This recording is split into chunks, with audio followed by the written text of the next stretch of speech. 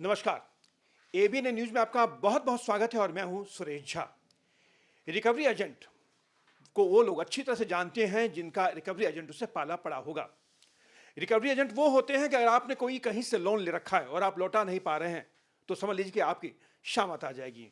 Recovery agent आपके घर पे आएंगे, बल का प्रयोग करेंगे, आपकी बेइज्जती करेंगे और यहां तक कि कई बार ऐसा होता है कि मारपीट तक भी उतारू हो जाते हैं। कोरोना काल के दौरान बहुत लोगों ने लोन लिया था, लेकिन जो स्थिति थी पूरे देश के अंदर भयावह थी। लोग कोरोना काल के दौरान लोन नहीं उतार पा रहे थे। हालांकि सरकार की तरफ से दिशा निर्देश भी जारी किया गया था, लेकिन उसके बावजूद जो प्राइवेट बैंकर थे उन्होंने अपना लोन यानी अपनी किस्त लेने के लिए तमाम साम दाम दंड भेद अपनाए थे। उसी को लेकर सुप्रीम कोर्ट में याचिका डाली गई थी जिसमें कहा गया था कि आप रिकवरी एजेंटों पर लगाम लगाएं, उनके लिए कुछ दिशा निर्देश जारी करें, लेकिन सुप्रीम कोर्ट ने साफ इनकार कर दिया। इन्हीं सब विषयों पर हमारे साथ आज बातचीत करने के लिए मौजूद हैं सुप्रीम कोर्ट के एडवोकेट हैं संजना अखिलेश सिंह। आइए इनसे बात करते हैं। मैम, क्या कहें, कितनी बड़ी समस्या है रिकवरी एजेंट जो है? सर, रिकवरी एजेंट्स एक बहुत बड़ी प्रॉब्लम है, स्पेशली एपिडेमिक के टाइम पे, जो कोरोना कोविड-19 के टाइम पे लोगों ने बहुत ही फाइनेंशियल क्राइसिस देखा है। और इस फाइनेंशियल क्राइसिस में गवर्नमेंट ने अपने अलग अलग सर्कुलर्स गाइडलाइंस के थ्रू आम पब्लिक को बहुत ही उनको रिलीफ देने की कोशिश की है। लेकिन ये जो जितने भी रिकवरी एजेंट्स हैं जो through the non banking financial institutions या थ्रू दी बैंकिंग इंस्टीट्यूशंस काम कर रहे हैं, उन्होंने उस गाइडलाइंस को फॉलो नहीं किया और उन्होंने एक बहुत ही पैनिक सिचुएशन सोसाइटी में क्रिएट की है। और इसलिए ये अभी उनको कर्ब करना बहुत ज़रूरी है। लेकिन सुप्रीम कोर्ट में याचिका डाली गई थी, सुप्रीम कोर्ट में यही गुहार की गई थी कि आप इन रिकवरी एजेंटों पर लगाम लगाएं और कोई ऐसा दिशा निर्देश पारित करें ताकि इन पर लगाम लग सके, लेकिन सुप्रीम कोर्ट ने साफ इनकार कर दिया।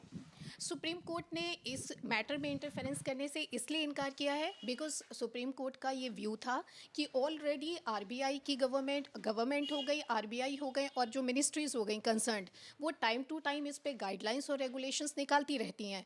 तो बस ज़रूरत क्या है, किसी फर्दर गाइडलाइंस की ज़रूरत नहीं है, ज़रूरत है कि फोर्सफुली उनको एग्जीक्यूट किया जाए। सुप्रीम कोर्ट का यही कहना था कि हम लेजिस्लेशन को मैंडामस नहीं भेज सकते, हम उनको वापस ये नहीं बोलेंगे कि आप स्पेसिफिक गाइडलाइंस निकालो।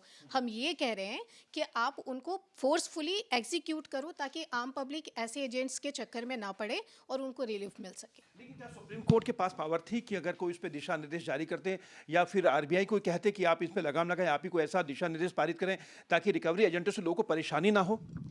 सर, हर जगह जुडिशरी की अपनी एक लिमिटेशंस है, लेजिस्लेशन के अपने लिमिटेशंस हैं। जब भी कोई एक्ट बनती है या कॉमन ह्यू एंड क्राइम बचता है, जैसे कोविड के टाइम पे रिकवरी के एजेंट्स को लेकर के बना, तो ऑलरेडी उस पर जब गाइडलाइंस हैं तो इसीलिए सुप्रीम कोर्ट ने इस निर्देश के साथ उनको एक अपॉर्चुनिटी दी कि आप कंसर्न्ड मिनिस्ट्री और डिपार्टमेंट में जाएं, एक प्रेजेंटेशन दें और उनका ध्यान अट्रैक्ट करें। अगर उनका अटेंशन नहीं गया है तो आप उनको अट्रैक्ट करें कि रिकवरिंग एजेंट्स कहाँ पे अपनी बाउंड्रीज को क्रॉस कर रहे हैं और कहाँ पे वो कानून के अगेंस्ट वर्क कर रहे हैं। तो ये गाइडलाइंस तो ऑलरेडी सुप्रीम कोर्ट ने दी हुई है।